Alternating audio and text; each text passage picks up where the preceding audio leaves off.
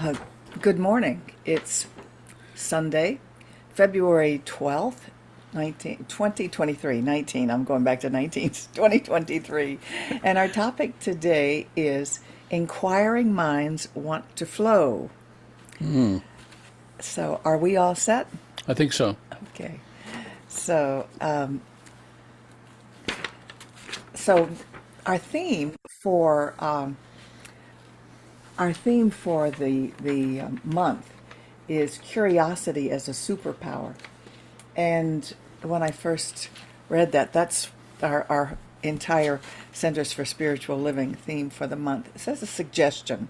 And at first I thought curiosity is a superpower, but certainly as we get into this inquiring minds want to flow, you'll understand the power of that. And its premise is that what we believe and teach in the science of mind or Centers for Spiritual Living is that the creative process is a three-step process. And we divide it up into three parts: the conscious mind, the subconscious mind, and then the results. And so the way we create something is our conscious mind does an affirmation or desires something to experience or be, do, or have. It goes into the subconscious mind, and that we consider the subconscious mind of all of life. And then we get the result. We often call it the seed. You plant the seed with the idea, goes into the soil of the unconscious mind or subconscious mind, and then it becomes the plant. And so what we need to inquire about often, this inquiring minds, you need to inquire, what do I have in my soil? What ideas, beliefs do I have in my soil that's coming out as the plants in my life? And because often we're unaware of what's in our unconscious or subconscious. And so it can take inquiry. And I have a quote I want to share with you that I think really says it all. And this quote is by someone I don't know. She's written a book called The Mindful Woman, and her name is Sue Patton Thole. And the quote is, "One of our soul's major purposes is to know, love, and express our authentic selves, to live the life we were meant to live, and to be the person we were created to be. However, our true selves will only emerge when it is safe to do so.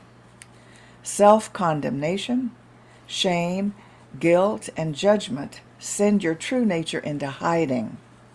It is only in the safety of gentle curiosity, support, encouragement, and self-love that your soul can bloom as it was created to do so."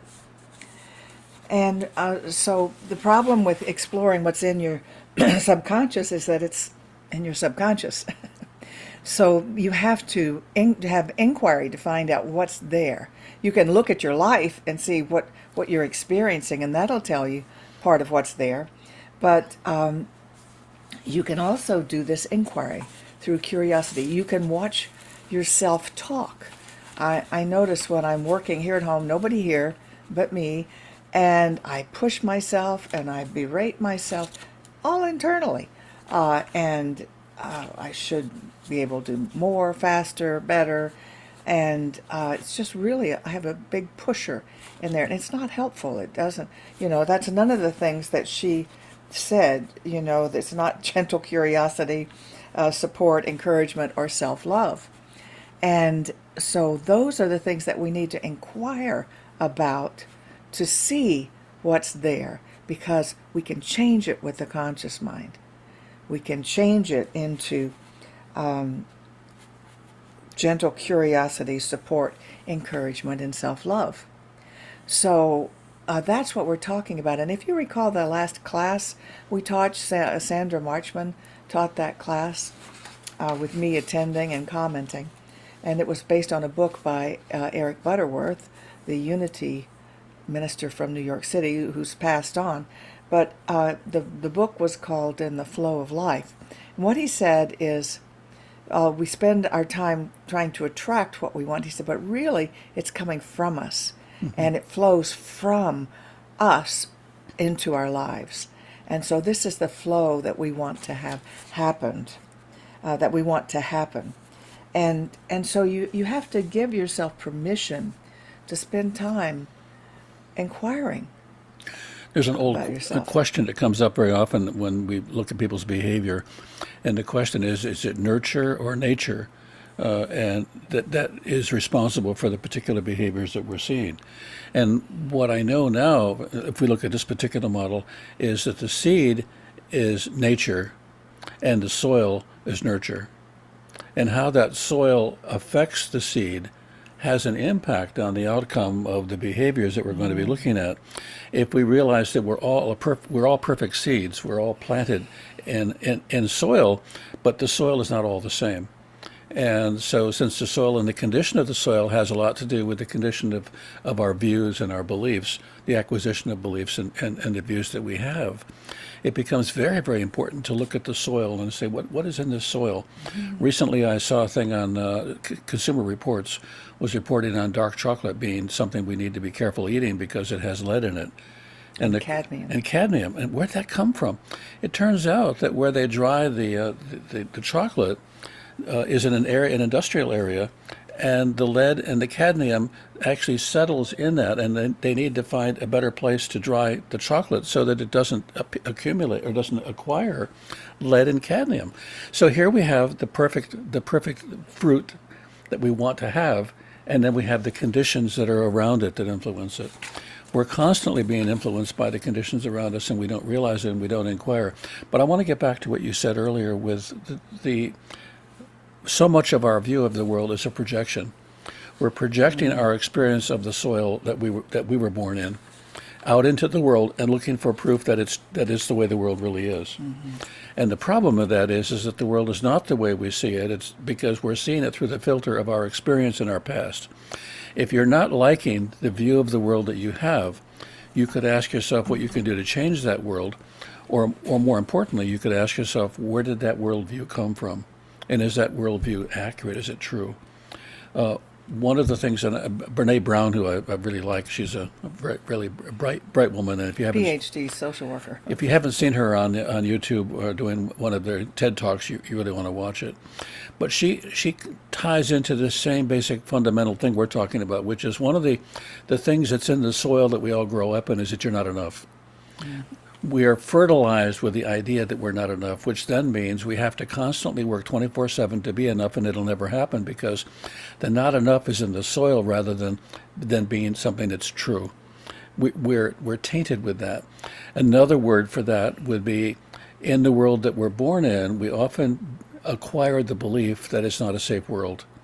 And since it's not safe, then we view everything through the eyes of a person saying this isn't a safe environment.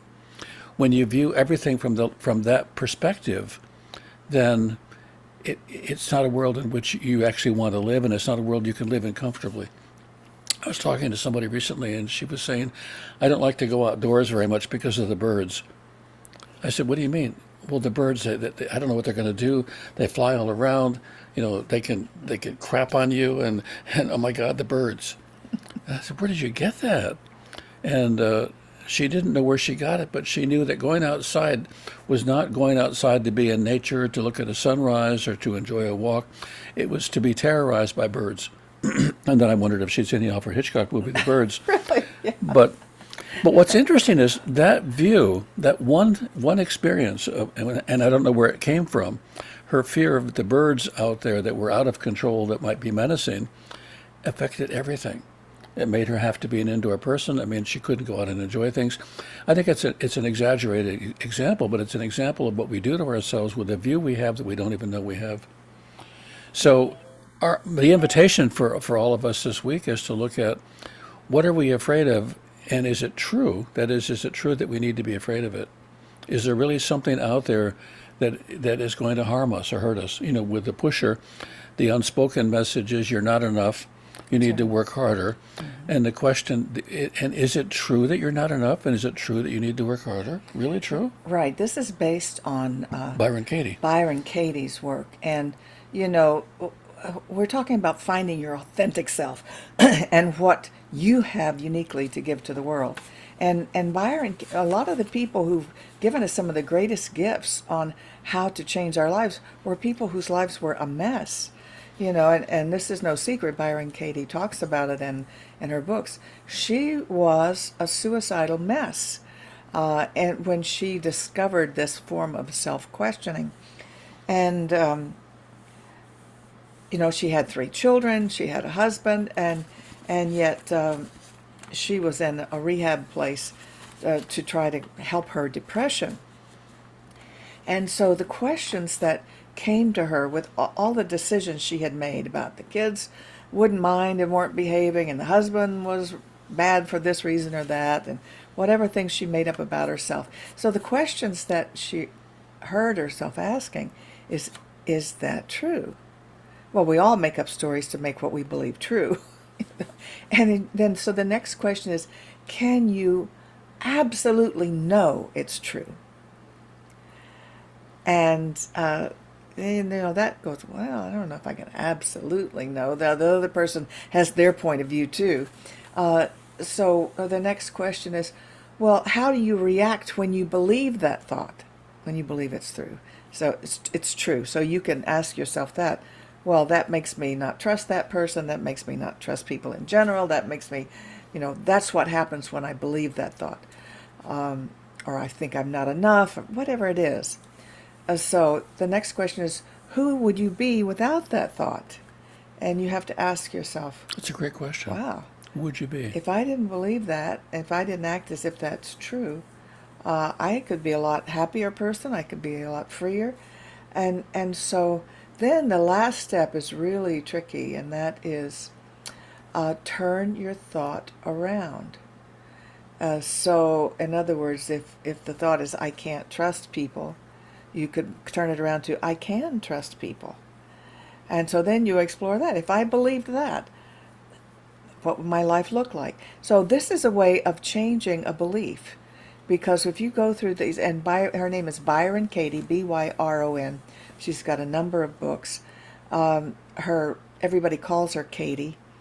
She is on YouTube, and we've had her at our conferences for Centers for Spiritual Living, because it's such a wonderful technique for changing your beliefs. It is so basic and yet so incredibly insightful. And we're being run by an unconscious conversation that is often making our world very, very small and a very frightening place to live in. And this really opens that up.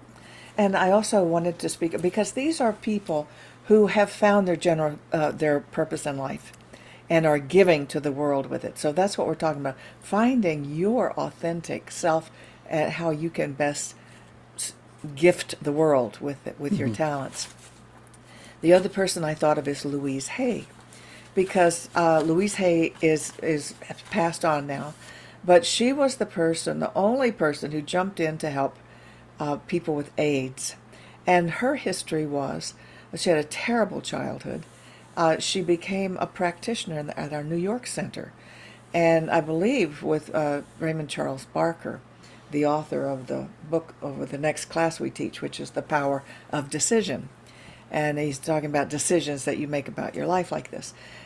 So she had become a practitioner. She believed that you could cure the incurable through spiritual mind treatment and things, except she did. She had gotten cancer and had to do a lot of steps of looking in the mirror. I don't know, she didn't have to do it. She chose to do this. And looking at herself in the mirror and saying, I love you, I love you, I love you. Because she didn't feel lovable. Because if her parents had treated her so badly, how could she love her? She must not be worthwhile. You know how we come to those conclusions. So she stepped in with AIDS patients in the 80s when nobody was trying to do anything for them, and worked on this idea of you have to love yourself, and had them do these exercises. And she did groups with people of having them work on I love myself just the way I am. And it did marvelous things for them. And as a matter of fact, we made her an honorary something, a doctorate of something. By we, I mean Centers for Spiritual Living, which was her source, but she had gone on to her own thing now. She has the big publishing house and all of that. So she found her authentic self. And then the other one I wanted to talk about did not come from hardship, but what he did was very courageous, and I'm talking about Deepak Chopra. Deepak Chopra had spent a lot of time, a lot of studies, and a lot of money to become a U.S. doctor. I can't remember his specialty, but I know he had a high position in the hospital, one of our American hospitals, and had his family here. And he suddenly realized, all we do for people is treat their symptoms. That's all we do, surgery and medication for symptoms. And he says, nobody's getting to the root of this matter. And of course, he came from India, and he understood the importance of our spirituality and to know our authentic selves and to be healthy and whatnot.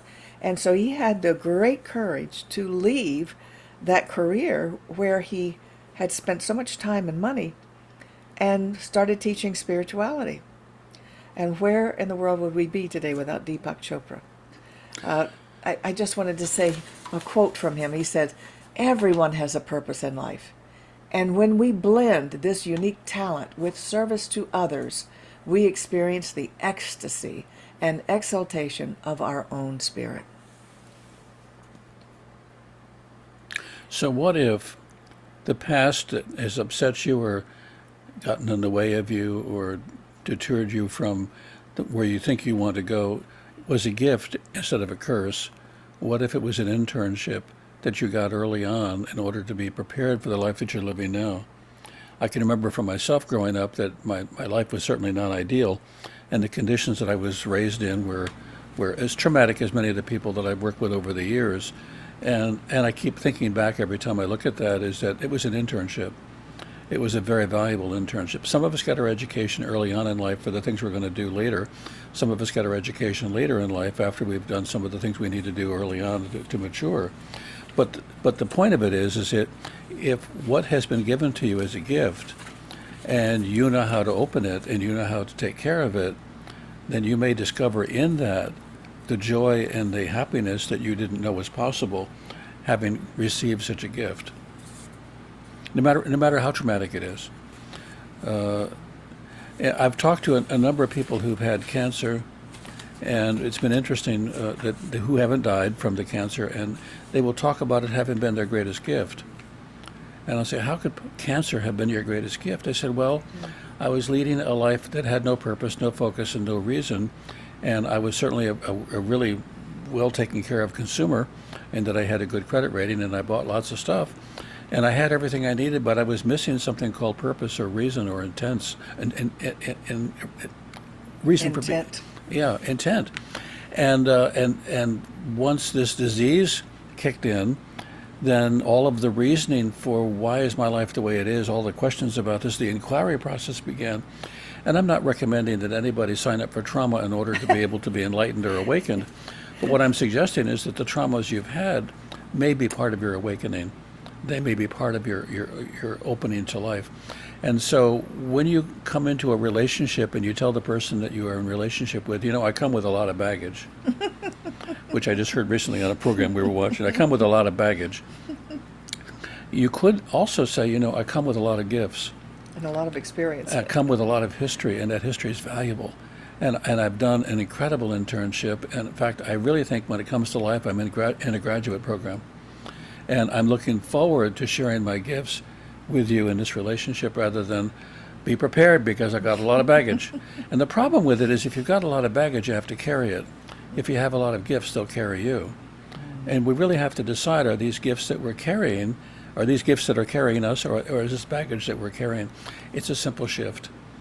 For me, every day, I borrow against what used to be heavy baggage, and it's a gift. I cannot believe the number of times during the course of working with a lot of the people that I work with who have some severe mental health problems, how useful and valuable my early childhood history was. It's even more valuable than the training that I received many, many more years later. Sure. So imagine that you've been in an extraordinary training program, and if you've had a horrible, miserable, cantankerous, challenging, difficult life, who were you to sign up for a graduate program like this? I mean, this is incredible that you would have been chosen to have that experience, and that somewhere in the universe there was an understanding that you were up for that you were actually capable of that you could manage that. And I think it's a reframe, but it's a way of looking at it that may help you look at your experience and say, how can I borrow against this? How can I use this in a way that's constructive? But the first premise that I would want to work with is it's safe to be you. It's okay to be you. It's necessary for you to be the best you that you can be authentically. And also, I just thought that this is what we do for people. I don't mean Bob and I mean our whole teaching, our whole movement, this whole new thought movement that includes unity churches and our centers for spiritual living. And that is that we give you support, encouragement, and teach you self-love. And so when you have that support, you can dare to dream bigger dreams. You can dare to think, well, maybe I could do that or create that or have that experience. Because we let you know that you have the power. You are creating your life. And if you want a different life, you can do it by examining what's there creating it. What are your beliefs that are creating it? And so our theme last month is this backwards? Are they saying it backwards? Yeah, they are. Okay. Well, this was January Science of Mind magazine, and I guess I can't show it to you the regular way, but it says root and reboot. And you see this tree is going into deep roots. And what that means is that when you go into that deep part of yourself, that subconscious, whatever you want to call it, and inquire, what's there? You're going into your roots. And then you can reboot. You know, when our computer doesn't work, oftentimes what we have to do is reboot, which means turn it off and turn it on again. That's a new start. You can start again. You don't have to carry all that with you. You can reboot it and have a different life and create a different life. Some things are instantaneous and some things take a while. And ours is not to question why. We just always expect what it is we want, whether it's a physical healing or a relationship healing or a financial healing. We don't know. We don't ask the when. The questions we don't ask are how, when, and things like that. We just focus on the what we want to experience differently. And really the how that you can do is, how am I creating what it is, and how can I create something different? Absolutely. So I think that's why I've always loved this teaching, because we all need that encouragement and support. We get those ideas that we're not enough from our childhood, because you're not enough when you come in. You need to learn to sit up. You need to learn to roll over. You need to learn to walk. You need to learn to talk. There's all these things that you're not enough yet, you know. I was okay with the rolling over part. That went really well. But, yeah. And we do those things naturally, but Yeah. that's where we get those ideas that we're never as smart as our older siblings, etc., etc. But we can decide we are enough, just the way we are. We are enough, and we deserve everything wonderful in life. And so with that, I encourage you to use your curiosity to look within, and then empower yourself to choose something different if you want something different. So shall we close with a Yes. closing prayer, because we Yes. didn't start with an opening one. I know. So we teach this form of affirmative prayer. We never beg or plead or ask God to do something for us. We make positive statements knowing that the power to create our lives is the power of God through us. And so that's what we'll do as we close. Mm-hmm. So we come together and know that we are one with all of life. We are one with our Creator. The power of creation is within us, and we choose to use it. And we use it right here and right now to awaken that which is in us, that is our purpose, and that is our true nature. And we invite it to express itself in the most beautiful and perfect way ever. And we say thank you for the opportunity to do this, for the life that we've been given to live, and to live fully. And so it is. And so it is. I'm reminded as we end with this that when Dorothy says, I want to go home, and the angel says to her, all you have to do is click your heels together. You could always go home if you wanted to. You always could. And I think, coming home to our nature, that's what we're doing. We're going to share the screen now because we're going to do a part that's important for us also, and that is for you and for us to continue to do this, we need your support, and we appreciate your support. And your support comes to us financially through your gifts. You can go to our website, which is cslpalmbeaches.org, and one of the top buttons is ways to donate, and you can choose one of those ways, and we appreciate your support because as a not-for-profit corporation we have expenses, and so we say this affirmation that we are affirming this truth for us, and so say it out loud where you are. My investment today is made with a full realization that God is the source of my supply and returns it to me enriched and multiplied. Meaning, as I invest it, as I give it, it is returned to me enriched and multiplied. And so we thank you for your support. Okay, so End recording. we're going to end recording.